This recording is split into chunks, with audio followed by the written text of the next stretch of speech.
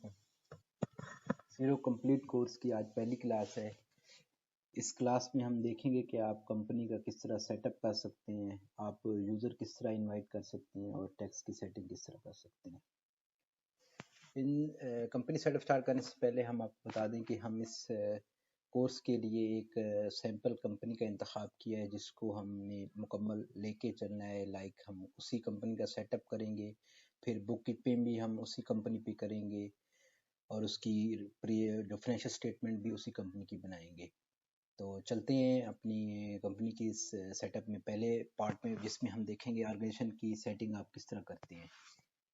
Organisation setting basically basic setting होती है जिसमें हम कंपनी का नाम होता है, बिजनेस होती है और बिजनेस का टाइप क्या होता है, एड्रेस क्या होता है, ये बेसिक चीज़ें होती हैं। वो हम साथ साथ देखेंगे। यूज़र होते हैं, जैसे अगर आपने किसी को इनवाइट करना है for payroll, for book keeping, तो आप किस तरह कर सकते हैं। जो टैक्स की सेटिंग होती है आपने वो किस तरह करना है। तो हमारी जो कंपनी है हमने सेलेक्ट की है, यूके बेस्ड कंपनी है। यूके बेस्ड कंपनी है जिसमें वैट भी होगा। वैट इस टाइम पूरी दुनिया वैट की तरफ जा रही है, इसलिए इसकी बेसिक अंडरस्टैंडिंग हम आपको देंगे कि आप किस तरह वैट चार्ज कर सकते हैं और किस तरह उसको क्लेम कर सकते हैं। तो स्टार्ट करते हैं अपना पहला चैप्टर, कंपनी सेटअप। अच्छा, लॉगिन के बाद अगर आपके ऑलरेडी कोई बिजनेस पहले आपके अकाउंट पे नहीं होगा तो आपके पास ये स्क्रीन आ जाएगी ताकि आप बिजनेस ऐड कर सकें। तो हमने जो कंपनी ली है उस कंपनी को हम यहाँ पे सेटअप करेंगे। उसका बिजनेस का नाम हमने रखा हुआ है strange limited, strange UK limited, strange UK limited. Industry हमने सेलेक्ट की है जिसमें हम प्रोडक्ट भी कवर कर सकें और सर्विसेज भी कवर कर सकें। उसके तो home electrical, electronics and gas supply related ये हो गया। उसके बाद कंट्री जैसे कि हमने आपको पहले बताया कि जहाँ हमने ना यूनाइटेड किंगडम लिए, United kingdom. Last day of your financial year जो होता है वो 12 मंथ का होता है। और इसका हमने फाइनेंशियल ईयर, तो इसको हम अब स्ट्रेट फॉरवर्ड लेते हैं कि हमारा जो फाइनेंशियल ईयर है वो स्टार्ट जनवरी से होगा और ख़त्म दिसंबर में होगा। तो last day of your financial year है 31 दिसंबर। डू यू इम्प्लाई, यस, क्योंकि हमने इस कोर्स में आगे फिर पेरोल पे भी काम करना है तो अभी हम इसको सिलेक्ट करेंगे यस आई हैव इम्प्लाई, तो यस करेंगे। Are you registered for VAT, yes मैं रजिस्टर्ड हूँ क्योंकि वैट की अंडरस्टैंडिंग भी होगी किस तरह चार्ज करते हैं और किस तरह आप उसको क्लेम करते हैं। उसके बाद इसको सेलेक्ट करेंगे। अब हमारा यहाँ पे ट्रायल शुरू होगा और बेसिक जो ट्रायल होता है वो 30 दिन का ट्रायल होता है। 30 दिन के बाद 30 दिन के बाद जीरो अपने जो ट्रायल पीरियड के क्लाइंट्स होते हैं उनके कुछ फीचर्स को डिसेबल कर देता है।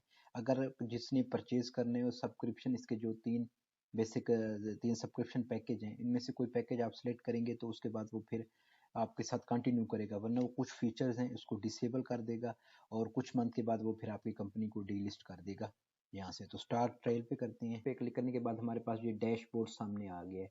अब इस डैशबोर्ड में हमने जो अपनी बाकी दो सेटिंग है, यूज़र की सेटिंग और टैक्स की सेटिंग, वो हम कहाँ पे करते हैं वो चीज़ हम देखेंगे। यहाँ से आपने जहाँ पे आपकी कंपनी का नाम आ रहा है वहाँ पे ड्रॉप डाउन लिस्ट पे आपने क्लिक करना है। वहाँ से अपने सेटिंग में जाना है। वहाँ पे सेटिंग में दो सेटिंग होंगी, जनरल सेटिंग होगी, फीचर सेटिंग। फीचर्स को बाद में देखेंगे, अभी हम ऑर्गेनाइजेशन डिटेल में जाएंगे। कुछ चीज़ें हमने ऑलरेडी जब ऐड कर रहे थे उस टाइम डाल दी थी, बाकी चीज़ें हम अभी एंटर करेंगे। इसमें नेम है लीगल ट्रेडिंग, हम इसी नाम से, जिस नाम से हमारा डिस्प्ले नाम है, हमारा ट्रेडिंग नेम भी वही है। लोगो, अगर आपने कोई लोगो बनाया हुआ है तो आप यहाँ पे अपलोड कर सकते हैं। बिजनेस लाइन हमारी जो पहले हम डिस्कस कर चुके हैं, होम अप्लाइंसेस है, इलेक्ट्रॉनिक एंड गैस अप्लाइंसेस है।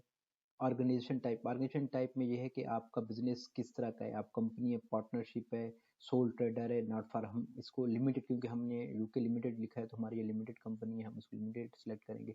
रजिस्ट्रेशन नंबर बेसिकली ये होता है कि आपकी बिजनेस का रजिस्ट्रेशन नंबर क्या है, जो आपकी लिस्ट में जब आपने कंपनी रजिस्टर करते हैं तो आपको देता है। आप यहाँ, क्योंकि ये बेसिकली सैंपल कंपनी है तो हम इस पर कुछ भी नाम दे देंगे। उसके बाद ऑर्गेनाइजेशन डिस्क्रिप्शन है, आप इसमें कुछ भी लिख सकते हैं कि हम, आपका बिजनेस क्या है, आप क्या काम करते हैं, ये चीज़ें सारी कुछ। अगर ये ऑप्शनल होता है, अगर आप लिखना चाहें 300 वर्ड की लिमिट होती है, वो आप यहाँ पे लिख सकते हैं। उसके बाद स्ट्रीट एड्रेस, एड्रेस में आपने क्या लिखना है, एड्रेस, क्योंकि हम बेसिकली यहाँ पे एक सैंपल कंपनी ले रहे हैं तो एड्रेस आपने लेना है ताकि जब हम इन्वाइस क्रिएट करें तो उस इन्वाइस पे ये एड्रेस शो होगा। तो हमारा एड्रेस हमने सैंपल लिया हुआ है, ये नेट से मैंने लिया था, two union limit, two union street number है, टाउन हमारा नहीं था। और ये स्टेट हमने मैनचेस्टर और पोस्टल जिप कोड 0124 है। कंट्री हमने पहले आपको बताया था यूनाइटेड किंगडम है, सेम एज पोस्टल एड्रेस। उसके बाद इसको हम सेव कर देंगे।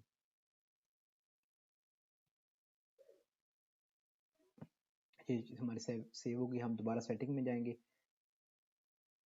अब हमने यूजर की सेटिंग, अगर आप खुद बुक कीपर हैं तो फिर आपको किसी को भी इनवाइट करने की ज़रूरत नहीं, आप ही इस पे काम करेंगे। आप अगर आपने किसी को हायर किया अपने बिजनेस में काम करने के लिए तो आप उसको किस तरह इनवाइट कर सकते हैं। आपने यहाँ पे इनवाइट क्लिक करना है, आपने उसका फर्स्ट नेम डालना है, जैसे हम यहाँ पे डाल रहे हैं अपने आप को, मैं इन्वाइट कर रहा हूँ वकास असलम। ईमेल एड्रेस हम कोई भी अपना दे देते हैं।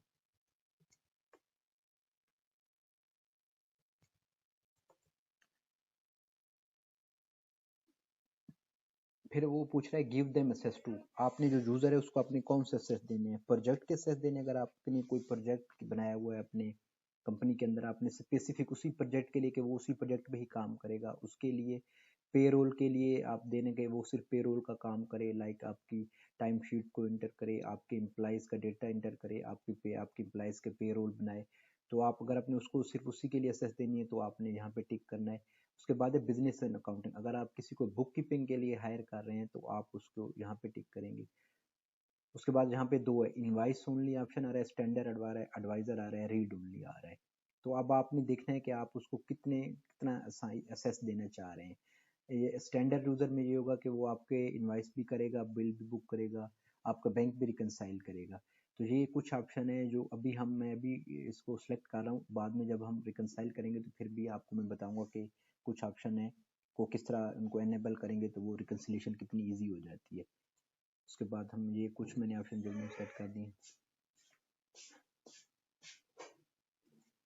ये हो गया।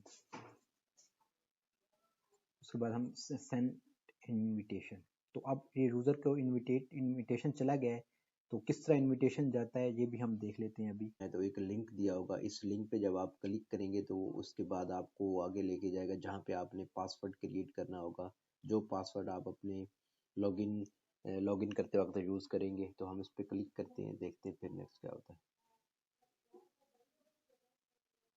नेक्स्ट ये accept invitation, yes I accept invitation. यहाँ पे जो आपके बिजनेस ओनर ने आपको इनवाइट करने के लिए जो इन्फॉर्मेशन दी होगी वही सेम इन्फॉर्मेशन आपको यहाँ नज़र आएगी। First name, last name, edit कर दिए, लोकेशन आपने जो चाहे आप लोकेशन कर सकें। ये चीज़ें कुछ ऑप्शनल हैं, जैसे अगर आप इसको सेलेक्ट करेंगे तो फिर आपको जीरो की मार्केटिंग वगैरह की ईमेल आना शुरू हो जाएगी, तो इसको इग्नोर ही करें। नीचे इसको टर्म ऑफ यूज़ को एंड प्राइवेसी नोटिस को आप एक्सेप्ट कर लें और आप क्रिएट यूज़र कर लें।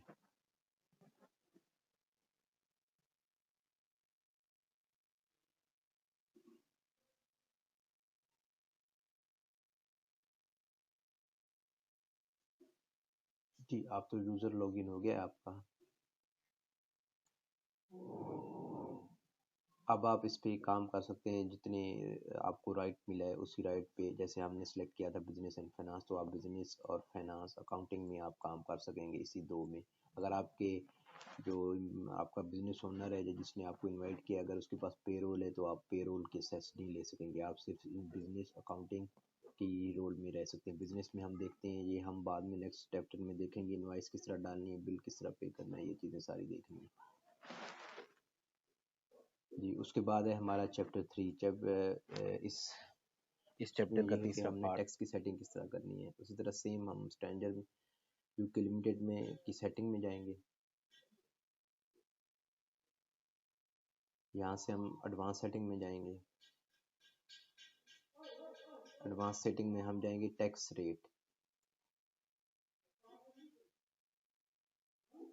ये स्टैंडर्ड रेट ऑलरेडी जैसे ही हमने कंट्री सेलेक्ट किया था उसी के बेस पे उन्होंने ये टैक्स रेट सेलेक्ट कर दिए। जो कंट्री हम सेलेक्ट करेंगे, जिस कंट्री का, अगर आप कनाडा का करेंगे तो कनाडा का HST वे और GST जो होगा, न्यूजीलैंड का आप करेंगे, ऑस्ट्रेलिया करेंगे, जिस बेस पे आप सेलेक्ट करेंगे वो ऑटोमेटिक ही उसको क्रिएट करके दे देगा। ये रेट हैं जो यूके में यूज़ होते हैं। 20% स्टैंडर्ड रेट है, 5% रिड्यूस रेट है, नो वेट है और जीरो रेटेड है। ये 3 रेट्स हैं जो हम इनको आगे देखेंगे कि आपने किस तरह इसको चार्ज करना है। Add domestic reverse charge tax, इस चीज़ को हम बाद में देखेंगे। हमारे जो कंस्ट्रक्शन के क्लाइंट्स होते हैं उनके लिए हम ये यूज़ करते हैं, और कुछ क्लाइंट्स को आजकल जो कोविड की वजह से उन्होंने फ्लैट रेट दिया था, उसमें ये होता था कि वो इनवाइस कंप्लीट 20% की क्लेम करते थे, सेंड करते थे, और जो जमा करवाते थे वो फ्लैट रेट पे वो वैट वैट जमा करवाते हैं HMRC को। ये चीज़ें बाद में हम देखेंगे इंशाल्लाह ताला। अभी हम अपनी बेसिक अंडरस्टैंडिंग ले रहे हैं कि ज़ीरो में काम किस तरह करते हैं, और उसको ज़ीरो की बुक कीपिंग किस तरह करते हैं, ज़ीरो में अकाउंट्स किस तरह बनाते हैं, ज़ीरो की रिपोर्टिंग किस तरह देखनी होती है, और ज़ीरो में पेरोल किस तरह होती है। बाकी ये चीज़ें हैं, ऑप्शनल चीज़ें हैं कि जो बिजनेसेस हैं वो किस तरह काम करते हैं, बिजनेस टाइप्स, तो वो चीज़ें हम बाद में देखेंगे। तो आज के चैप्टर के साथ ही अल्लाह हाफ़िज़, मिलते हैं फिर दूसरे चैप्टर के साथ इंशाल्लाह।